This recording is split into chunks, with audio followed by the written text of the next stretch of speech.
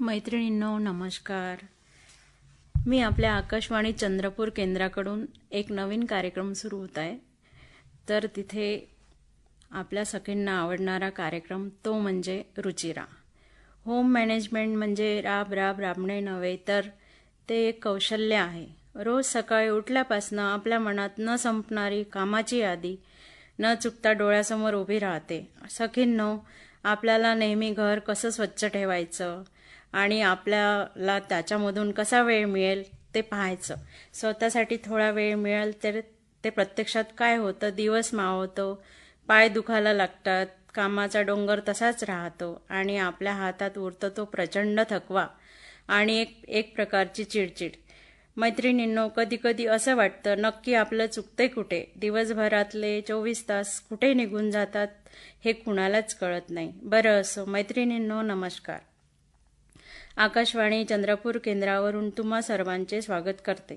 मी तुम्हाला एक छानशी रेसिपी सांगण्याचा प्रयत्न करते. रेसिपीचे नाव आहे ढोकळा.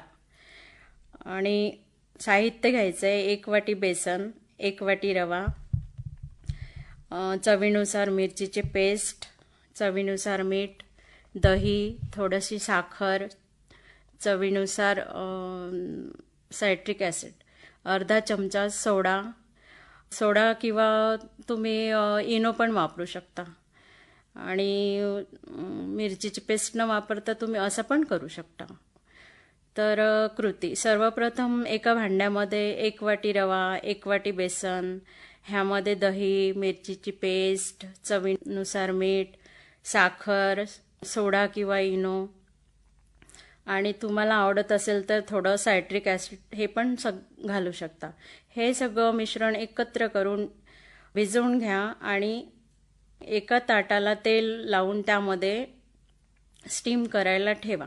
15 मिनिटापर्यंत ठेवा. मध्यम गॅसवर होऊ द्या आणि त्यावर तेल, जिरे, मोहरी यांचा तडका द्या आणि गरमागरम सर्व करा.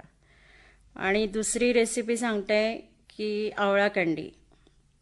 मैत्रिणींनो, आपल्याला हिवाळ्यातच आवळे हे फार मिळतात. बाकी सीझनमध्ये आपल्याला हे आवळे मिळत नाही. त्यामुळे आपण हे वर्षभर कसे टिकवायचे त्यासाठी आपण एक छोटासा आवळा कँडी करून पाहण्याचा प्रयत्न करू. सर्वप्रथम साहित्य: 1 किलो आवळा, 1 किलो साखर, चवीनुसार विलायची पावडर, चवीनुसार काळं मीठ.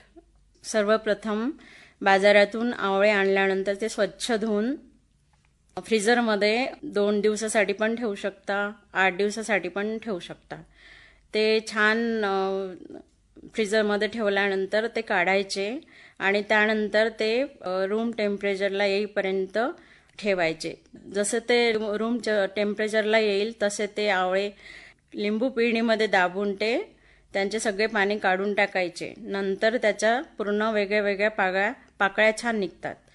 नंतर त्या पाकळ्या एका भांड्यात थोडा बुडाला ठेवायच्या. नंतर त्यावर साखर टाकायची. नंतर थोडे परत पाकळ्या टाकायच्या आवळ्याच्या. नंतर त्यावर परत साखर सोडायची आणि असं ते 4 दिवस किंवा 2 दिवस ठेवायचे.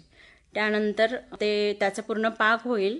तो पाक वेगळा काढायचा आणि त्या ज्या पाकळ्या असतात त्या एका ताटामध्ये घालून उन्हामध्ये छान वाळवायच्या.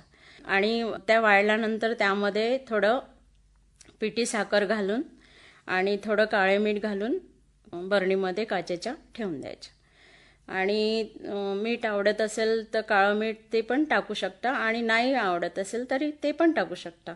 आणि हा छान वर्षभर टिकणारा पदार्थ आहे, तर तुम्ही करू शकता.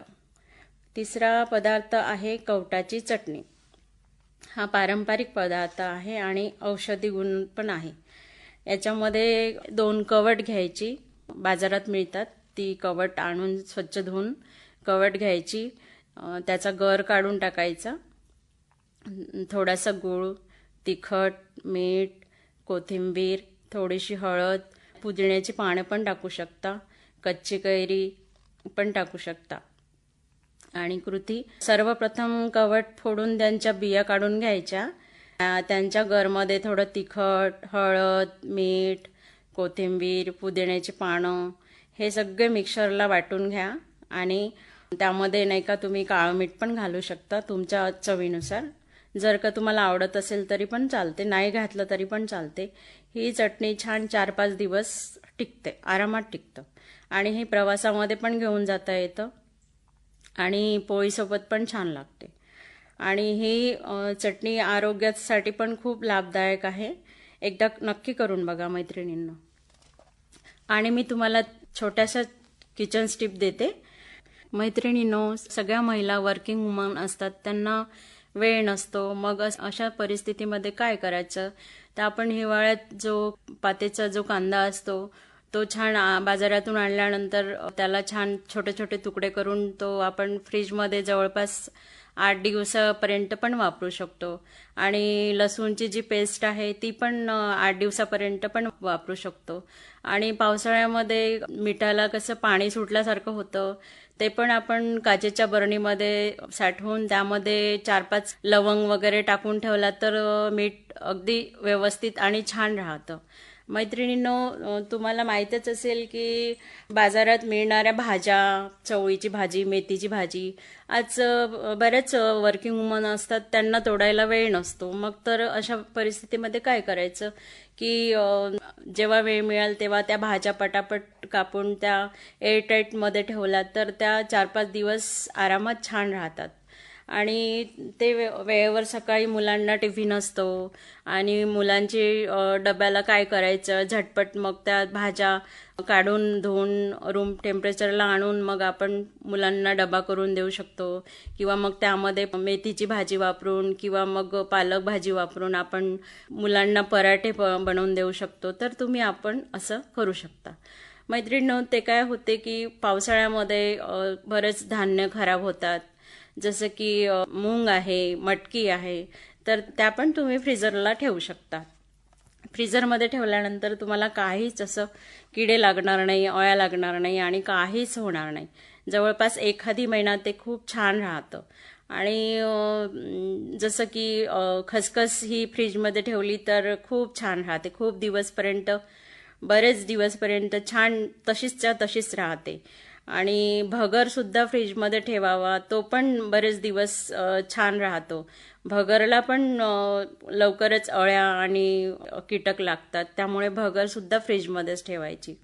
जसं की चारोळी आहे, चारोळी पण तुम्ही फ्रीजमध्ये ठेवायची, ती पण बरेच दिवस खूप छान राहतं. आणि चारोळीला पण असा वेगळा वास येत असतो आणि त्याला लगेच अळ्या जाळ्या लागतात, त्यामुळे ती पण फ्रीजरला ठेवायची. आणि दुसरं असं की मैत्रिणींनो, काही ड्रायफ्रुट्स असतात ती पण फ्रीजरमध्ये ठेवल्या जाते. आजकाल वर्किंग वुमन असल्यामुळे कोणाला वेळ नसतो, कोणाला त्याकडे लक्ष द्यायला पण वेळ नसतो. त्यामध्ये फ्रीजरला ठेवलं की म्हणजे वेळ तुमचा वाया जात नाही. दुसरी गोष्ट अशी की आजकाल कोणी एवढं तांदूळ वगैरे साठवून ठेवत नाही, पण तांदूळाला पण खूप लवकर अळ्या लागतात. त्यामुळे तांदूळामध्ये पण नाही का तेजपत्ता, लवंग असं ठेवलं की ते पण वर्षभर छान राहतात. आणि दुसरी गोष्ट म्हणजे तिखट आपण हे पण वर्षभर करून साठवून ठेवतो, त्यामुळे तिखटला पण कधी कधी जाळ्या लागतात. तर तिखटामध्ये पण थोडं मीठ, हिंगाची अशी पुरचुंडी बांधून ठेवली की ती पण तिखट खूप छान राहतं, त्याचा रंग पण जशाच्या तसाच राहतो. आणि दुसरी गोष्ट म्हणजे की बाजारात गेल्यानंतर आपल्याला जवळपास कांदे वगैरे आणतो आणि कापायला वेळ नसतो आपल्याकडे, तर आपण कापून कांदा ठेवला जवळपास एअरटाईट डब्यामध्ये, तो पण नाही का 1 दिवस आज कापून ठेवला की दुसऱ्या दिवशी आपण सहज तो वापरू शकतो. तर मैत्रिणींनो, मी तुम्हाला थोड्याशा माझ्या पद्धतीने जेवढ्या काही किचन टिप होत्या त्या सांगितल्या. धन्यवाद.